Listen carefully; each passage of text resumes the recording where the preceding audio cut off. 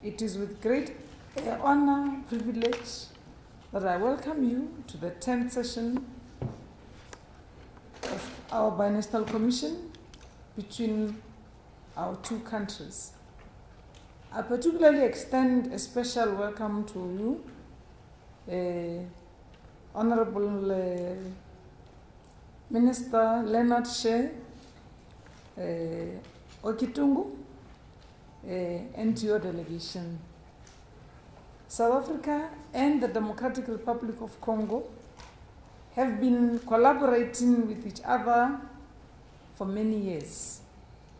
Practically, our formal collaboration can be traced back to many, many decades ago.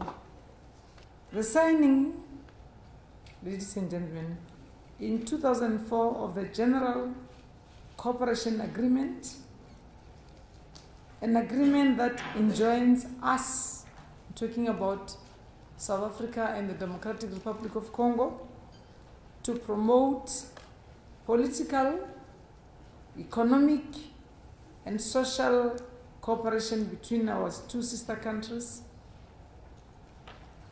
It's a practical expression of the collaboration we are talking about. It was in the same year that we launched this binational commission at the highest state possible. Our cooperation within the framework of the BNC has manifested itself through identification and implementation of various projects. Our records and collective memory will indicate that since the inception of the BNC, we have assisted in the training of the DRC Armed Forces, Police Service, more than 1,000 diplomats, provided electoral support. I remember also on Home Affairs, I see you have not included it here, but on just customs management, that we even went to a point of how we should source a uniform of a custom official so that he doesn't look like a policeman or policewoman. The other project we did together, which I really think was noble, was the public service consensus. In South Africa, people who earn government money because they are working for government when they are not, we call them ghost workers.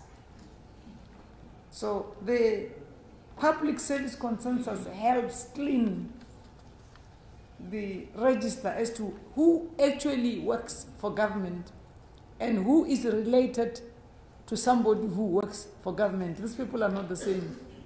The one who is related to Maid must not necessarily earn a salary by association. So this was a very successful program run between our public services, between our two countries. And some exchanges in health also took place. Today, as we enter the second decade, we should not forget that there's a lot that we have done on issues of economic cooperation, of our bilateral relations. And this would span areas such as, I've mentioned peace and security doesn't necessarily fall under this, but energy, infrastructure, transport, mining, trade and investment, agriculture, and many other areas or business opportunities that our people find. You know, one lesson we have learned, the third point I'm making in opening, is what a sphere of governance. In South Africa, we've got 3 spheres of governance: national, provincial. In other countries, they call them regional governments. And then you have local or municipalities. Because Congo has just emerged out of the war, there was a need for us to even bring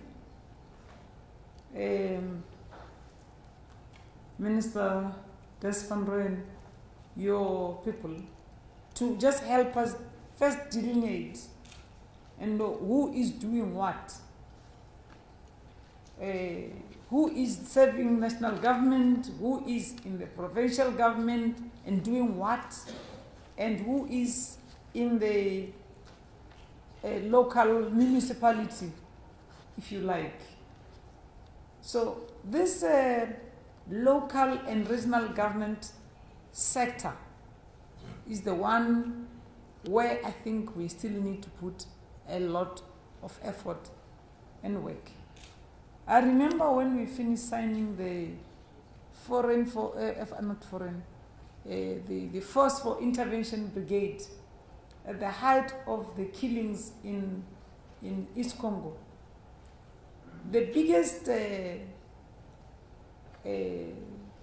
won't call it lamentation, but complaint from ordinary citizens was that when a young girl is raped and there is no small police station nearby to report the case, so people don't feel that government is there.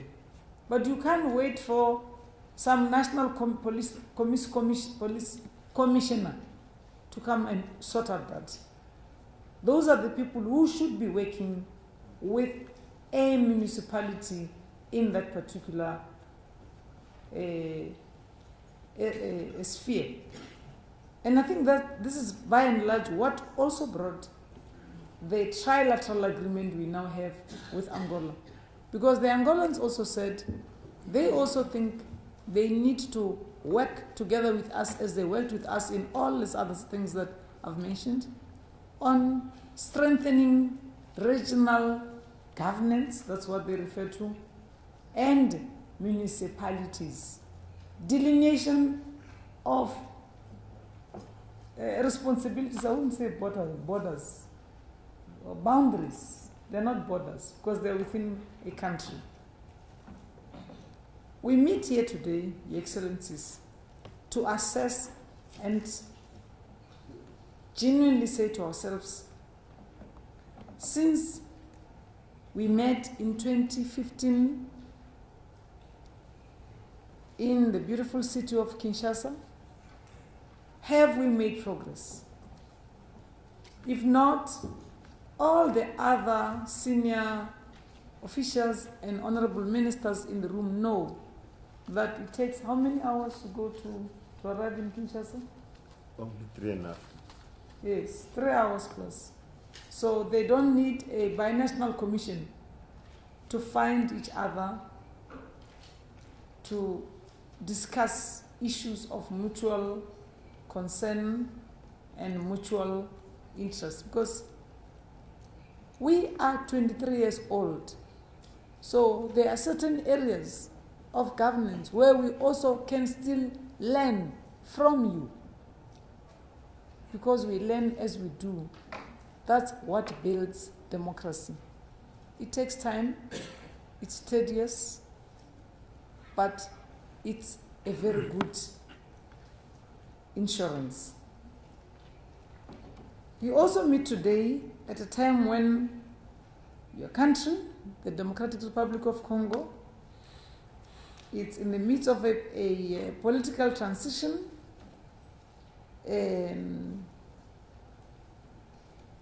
and is faced with a lot of determined external pressure. It's a given. Even here, we are not facing elections. Elections are in 2019. But because the ruling party is going to its national conference There's a lot of interest from overseas about us and just internally what we are doing in the party. And they think we need to be assisted also. So the pressure you feel,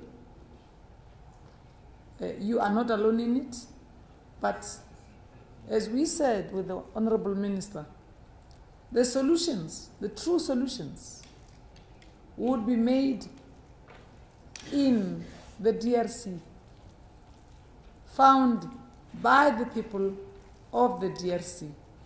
All we can do is to support you as you go through this current political transition. Let me take this opportunity, Your Excellency, my brother, and your delegation, the South African delegation of ministers and senior officials, and thank you in advance for having found time to put aside your very busy schedules and meet on a Saturday morning to make sure that this Africa is rising, that is rising, rises in line with the 7 aspirations of the Africa we want, that takes us towards a realization, a true realization of Agenda 2063. We are meeting here in this building named after Oliver Reginald Tambo, our foremost diplomat. Here in this building, if diplomats are doing well, they say they work like O.R. Tambo. He is one of the late and former longest serving presidents of the African National Congress. When there was no food, he is the one that kept the flag of the African National Congress flying across the world. In fact, at the height of apartheid, African National Congress had more embassies or representative offices than the apartheid regime. So that's why this building is named after him, Oliver Reginald Tambo, who worked hand in hand and tirelessly with his very daunting and very hardworking and supportive wife, Adelaide Tambo. If O.R. Tambo was alive, he would be 100 years old this year. Hence, South African government has adopted a program to celebrate him and check if the things we do in the name of our people, it's in line with what he would have loved to see. He died in 1993 after he had suffered a stroke. Like one ANC leader who knows him very well, like a biblical Moses, he never got to see the promised land that he worked tirelessly for. If you like, you can call him a teacher. If you like, you can call him a scientist. If you like, you can call him a diplomat. But for his people, he was ordinarily known as OR. So the diplomacy that we think we champion of international relations and cooperation, we think epitomizes what OR stood for: cooperation and collaboration, which actually equals to Ubuntu. I am because you are. That which I wish and I work very hard for South Africa, I would want to see that happening in the DRC, in SADC, in our neighborhood of SADC, in the continent of Africa and the world as we work for a better South Africa, a better Congo, a better SADC, a better Africa, and a better world.